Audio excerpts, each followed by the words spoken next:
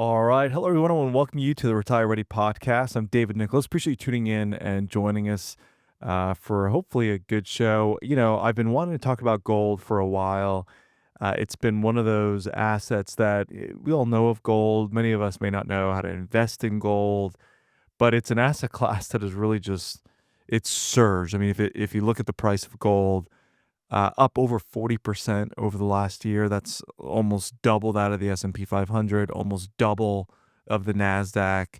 So, and the S&P and the Nasdaq both did very well, but the price of gold surged well beyond that.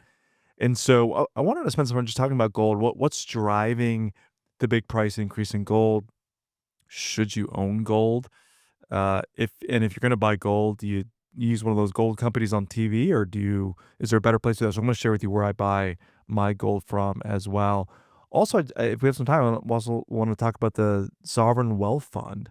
You've heard President Trump talk about the U.S. creating a sovereign wealth fund, like many other countries have across the world: China, Europe, Saudi Arabia, throughout the Middle East. A lot of nations have this. Mixed feelings on it, just given we are a different nation.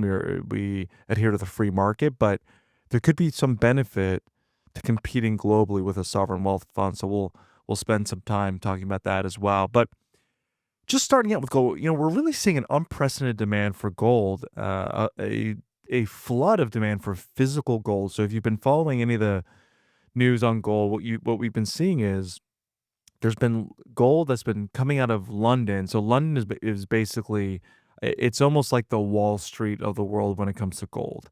So a lot of prices are based out of London price. A lot of gold is stored in London. So that's an area that's a standard for the world when it comes to gold. Many central banks, even the U.S., stored gold in London.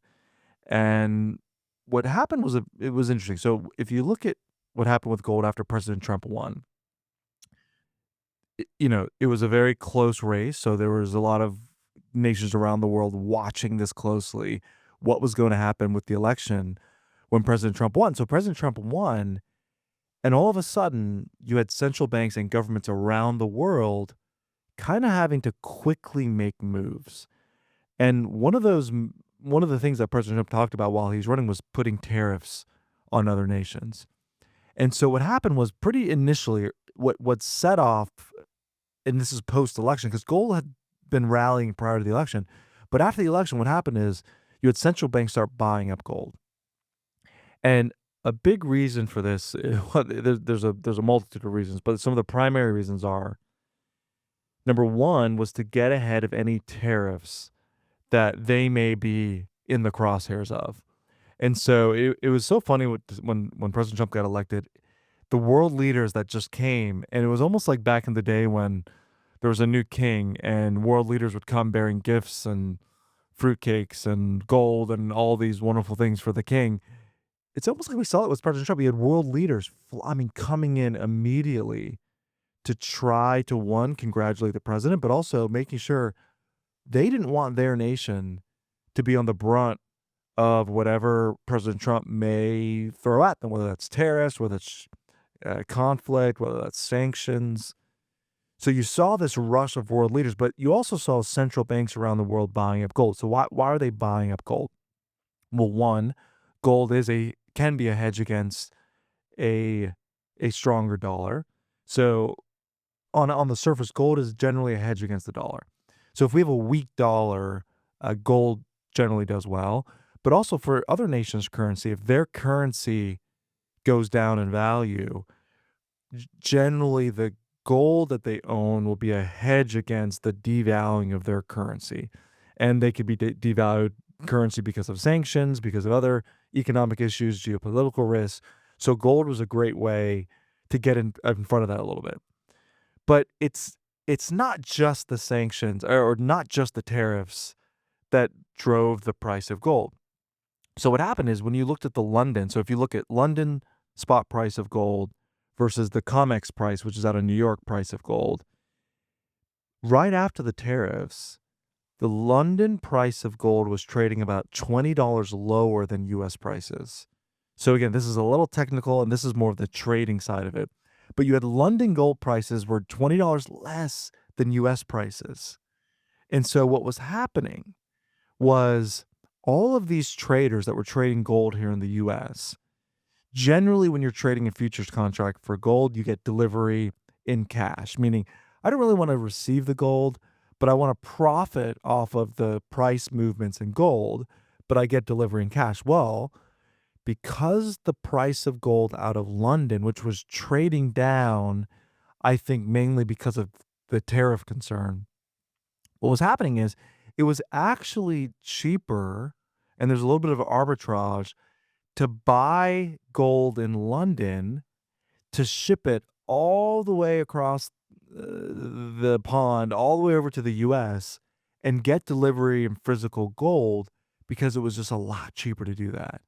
And so what happened was we saw the largest in the going in actually since the record on record for the gold reserves in London, we saw the largest outflow of gold from London to New York on record. And a lot of that had to do with just the price arbitrage between New York and London. So, but a lot of that now has gotten back to par. So we are essentially we bridged the gap. So that doesn't still fully explain all of the reason. It does explain why gold was going across from London to the U.S. But another thing that's recently come up is you may follow Doge and what Elon Musk is doing, and he's auditing departments and from the Department of Education to possibly the IRS to eventually the Department of Defense. Well, one of the things that Elon Musk essentially alluded to was that they will do an audit of the gold reserves here in the US. You can call it Fort Knox.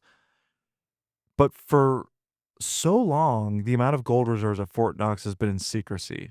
We don't really know how much gold is there. The US government won't really say. Is the gold loaned out? We don't really know. And so I think one of the theories here is that, which is not necessarily a bad thing, it's what a lot of central banks will do, that a lot of the gold may have been loaned out, meaning a lot of our gold stockpiles may not actually have been here in the US.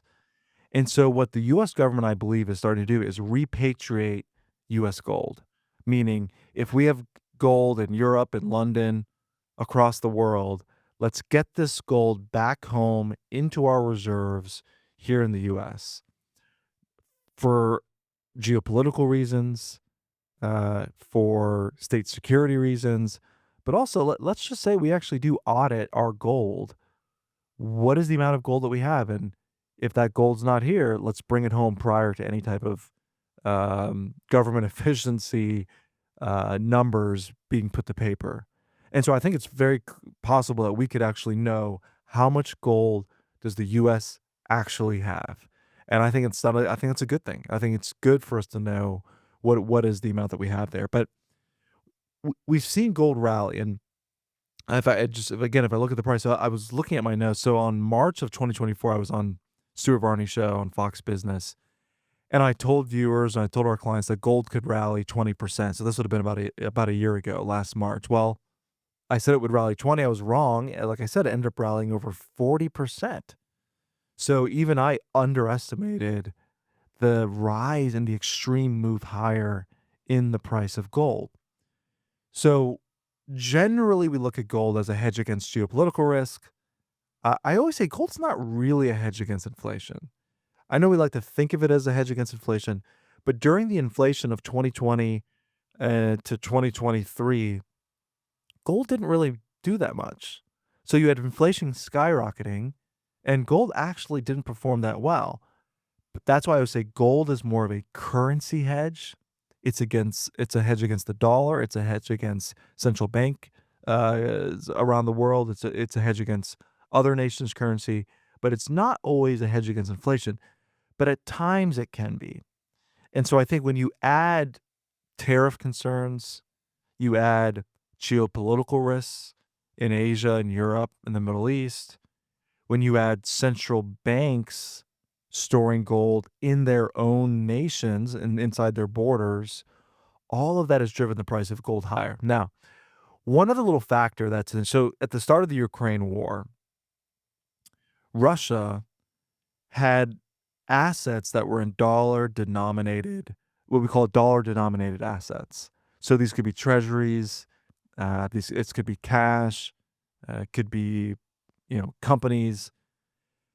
And this isn't unique to Russia. Lots of nations around the world have dollar-denominated assets, mainly because America is a place of value, it's a place of trust. The US dollar is thought of as the reserve currency around the world. And so Russia, along with many nations around the world, own dollars. They held dollars, held treasuries to back up their reserves. Well, at the start of the Ukraine war, what did the U.S. do? The U.S. seized Russian assets that were dollar denominated. And so what happened was when there's a conflict, all of these assets that the U.S. could get control of, we seized them. And if you look at the time that happened and the price of gold also, I think what happened is nations like Russia and also China, these large buyers of generally dollars and US denominated assets, said, "You know what? Maybe it is a risk owning US dollar denominated assets, but gold is something that another nation cannot sanction. Gold is another is an asset that if it's held within our borders, if we're at conflict, if there's geopolitical risks, if there's economic sanctions, if we own the gold, well, it won't be subject to being seized or sanctioned." So I think we've seen a lot of central banks around the world shift their reserves from dollar denominated assets like treasuries and dollars to physical gold. And so this is why you saw this surge of central bank buying. And I think that's going to continue. And so, generally when we look at this, I get this question from clients, well, David, should I be buying gold as well? And I've always said gold is an asset class that as long as liquidity is not very important to you, and as long as it's an asset that you can buy and forget about it, gold can be a really good addition to your portfolio. Now, I want to make a distinction on this, though. I don't like owning physical gold in an IRA. You may have seen all of these gold commercials on TV that say, "Hey, buy gold for your IRA," and you're buying physical gold. The problem with owning gold in your IRA is the IRS does not allow you to take custody of gold if it's in an IRA. And so what happens is if you buy it in an IRA, you've got to store your gold in a vault. It could be halfway across the country, could be internationally. Well, when I think of buying physical gold, I want to buy physical gold because I want to have access to it. Well, if it's in my IRA and I don't have access to it, it kind of defeats the purpose. So if you want gold exposure in a retirement account, the best way to do it is through an ETF. So GLD is the name of the ETF that tracks the price of gold. And so I always say, look, if you want to just appreciate from gold going up, because if you're owning physical gold in your IRA, you don't have custody to it. So you're only generating appreciating from the price up or down. There's no reason, I can find no compelling reason to own physical gold in an IRA. You own the ETF instead. Now, for non-IRA assets, so this is if just savings accounts that you have, or this may just be an investment account that you have. If you want to take some of that money and buy gold, physical gold, I think that's a great idea. And so, yeah, I'll tell you where I buy my gold from, because there's these gold commercials on TVs, and I've even had clients say, "David, I called the number. I saw one of these gold commercials on TV, called the number, and I bought a bunch of these collector coins."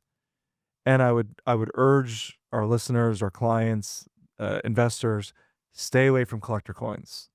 I know this is the one that you see a lot when you call these gold numbers, but the reason these companies are selling collector coins is because the commissions on these can be 20 to 50% above the spot price of gold. So stay away from collector coins. They're hard to price. They're also hard on the back end to sell, because it's hard. What's the intrinsic value of a collector's piece? Well, that can be relative. What's not relative is the spot price of 1 ounce of gold. And so we know we can daily look up what the spot price, the COMEX price of gold is. And so at the time of this recording, what are our spot prices? So COMEX gold is right around $2,900 an ounce. So just under $3,000 an ounce, which is really unbelievable. But I like to buy, and I have bought, this is not an endorsement, but I have bought my gold from a company called APMEX. The website is apmex.com. It's apmex.com. Here's why I like them. They're very transparent. They're very clear. They sell their 1 ounce gold bars at about $90 above the spot price of gold.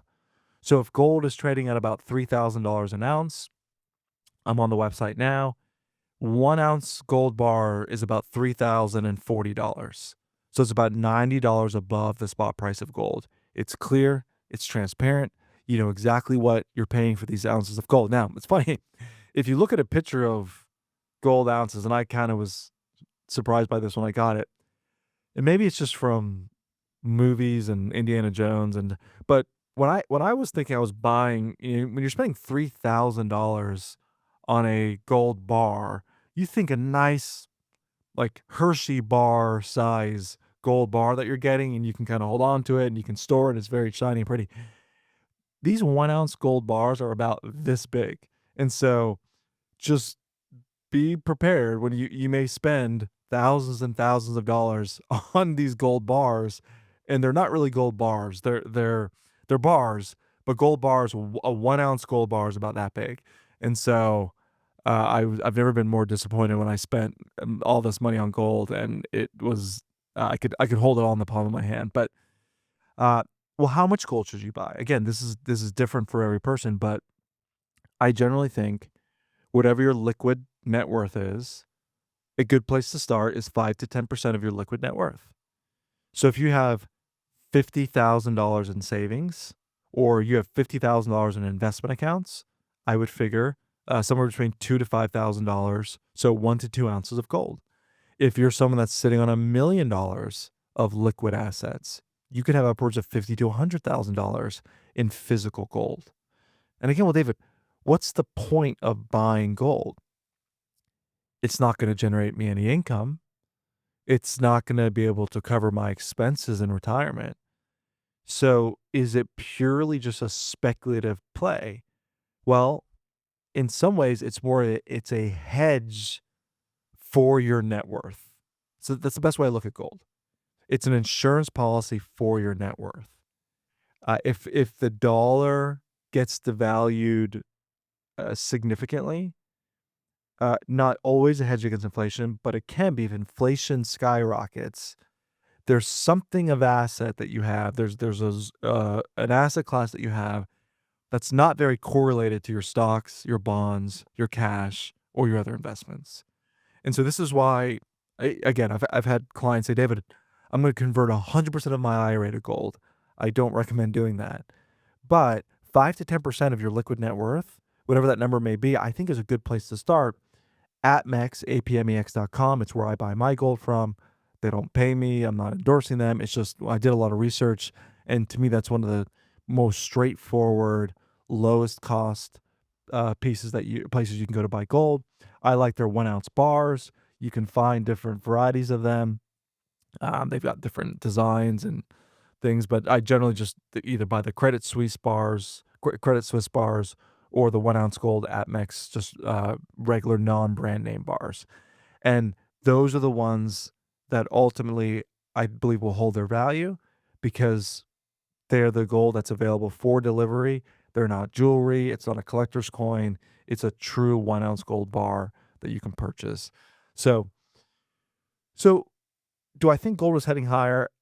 Again, I always say you buy gold not looking for short-term speculation or growth. You buy gold because you think over the next 5 to 10 years it's going to do well. I don't know where gold's going to go in the next 6 months to a year. My gut tells me gold's still going higher. We put a price target on gold around $3,200 an ounce. So that's still, 8 to 10% upside from here. It could be more than that. Or it could stay flat or go down. But if you ask me, David, where's gold going to be over the next 5 to 10 years? I think gold is significantly higher. It could potentially double in value over the next decade. So again, when we look at it, It can certainly play a place in an investment portfolio. It can certainly play a place in just your own assets when it comes to being a hedge against your net worth. But you want to be smart when you're buying it. Make sure you're not paying high commissions on the price of gold. So we know central banks are buying gold. Many individuals are buying gold. What about beyond that? And President Trump has brought up this idea of a sovereign wealth fund. And so a sovereign wealth fund, I was going to look this up here while we're talking. Uh, Many nations around the world have sovereign wealth funds. I believe, and I'm going to look this up as I'm talking, the largest sovereign wealth fund, I believe, is Norway, but I'm going to double check that right now. So here's a ranking of the largest sovereign wealth funds. That's right. Norway's comes in at $1.7 trillion. It's amazing for a country the size of Norway coming at 1.7. So a- again, what a sovereign wealth fund is, it is think of it as an investment fund that governments own to make purchases of assets or companies, mineral rights that will impact and benefit their taxpayers. That's in the best interest of the nation. So Norway's got one of 1.7 trillion. China has one at actually they've got two. They've got the China Investment Corp at 1.3 trillion. They also have their SAFE Safe Investment Company at 1.1 trillion. So I guess if you add those together, that technically is more than Norway's, but it's two separate funds. Abu Dhabi has one, the Abu Dhabi Investment Authority, 1.1 trillion. That's out of UAE. Kuwait has a sovereign wealth fund, a little over $1 trillion. Saudi's Public Investment Fund, 925 billion. And if you remember any golf fans in here, Saudi Arabia bought Live Golf, the Live Golf company, and then they also bought the PGA. That was all done out of the Saudi Arabia sovereign wealth fund, which is called their public investment fund. Singapore has an $800 billion fund. Let's see. Qatar has a $500 billion fund, and Hong Kong has a separate $500 billion fund. So again, nothing new. Many nations around the world have sovereign wealth funds.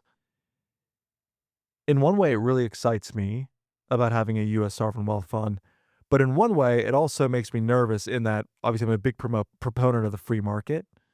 And I don't know if I love the idea of the U.S. government buying publicly traded companies or U.S. based companies, or at least competing with a free market. But I will say, I think for too long in our country, our wealth has been squandered. I think opportunities have been squandered. And I do think a fund could be created that maybe it's funded by tariff money that comes in. It could be funded by taxpayer dollars. That one's going to take really some more clarity and understanding how exactly that would work. But is there a fund that would put U.S. strategic interests first and that would be in the benefit of U.S. taxpayers? And what could this look like? Well, for example, TikTok. Many of us have heard the news that TikTok is essentially a front for the Chinese Communist government. And U.S. lawmakers have essentially said that China needs to sell TikTok, and that a U.S. company needs to buy TikTok. Well, there were talks that Elon Musk was going to buy TikTok. He wasn't really interested. But a sovereign wealth fund, for example, could buy a company like TikTok to where maybe there's not another U.S. buyer that's willing to step up and buy just because of the big purchase price. Maybe that's an area where the sovereign wealth fund could come in and step up for a purchase. So that's an example. It could be something like Greenland. We've talked about Greenland. I heard someone say the other day we should rename it Red, White, and Blue Land, which I thought that was a cute little play on U.S. But it could strategically look to purchase mineral rights in places like Greenland. It could also look to purchase mineral rights in places like Canada. One of the things I know is kind of a joke that President Trump keeps calling Canada the 51st state. But strategically, obviously there are minerals that the U.S. needs to fund technology in the future, defense, uh, electricity.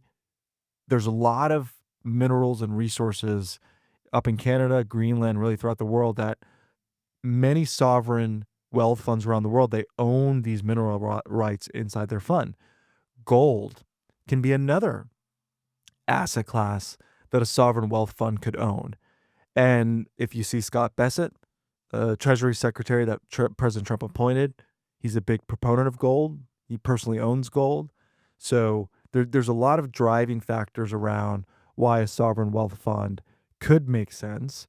Um, it could also own things like cryptocurrency, Bitcoin, for example, where Bitcoin we've seen almost as a competitor to gold. In a lot of ways, Bitcoin has outperformed gold significantly over the last couple of years.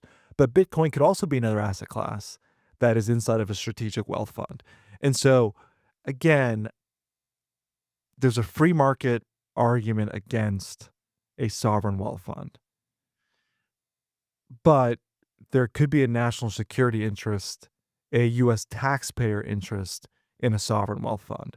And it may be that there could be some pretty stringent restrictions on it about you can't compete with US companies, or maybe you can't purchase US companies, but maybe there's assets like gold, Bitcoin, treasuries, rights, land that a sovereign wealth fund could own that could ultimately be a benefit to US taxpayers. So there's a lot of exciting things that are happening, but I think ultimately the, I would say, seismic move, the surge higher in the price of gold is something that we all should be watching. We don't want to sleep on what's happening with gold, because if and when I think gold prices continue to go higher, that could generally mean that there could be more geopolitical conflict. There could be more uncertainties just globally and here at home.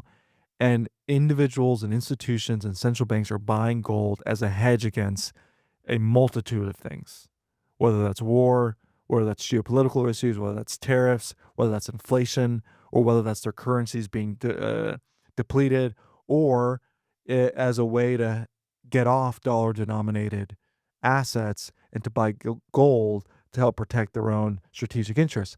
There's a lot of reasons for that, but I think there's still more upside to gold. And so if you're considering buying gold, I know these levels are not fun to pay $3,000 an ounce for gold, but if you look at the price of gold over the last 50 plus years, you see that gold has continued to go higher. If you look at a price of the dollar has lost its value significantly. I think 90% plus of our dollar has been devalued over the last 100 years, while gold has continued to appreciate. So gold, I think, will continue to be a great hedge against a devaluing of the dollar. And I think you'll ultimately see it in more places and potentially even in a sovereign wealth fund. Well, thank you guys for tuning in. I hope that clarifies a little bit on why the price of gold is going higher and where I think my outlook is on gold. Thanks for joining us for another week of the Retire Ready Podcast. And we hope you'll join us here next time for another episode. Have a great week. See you soon.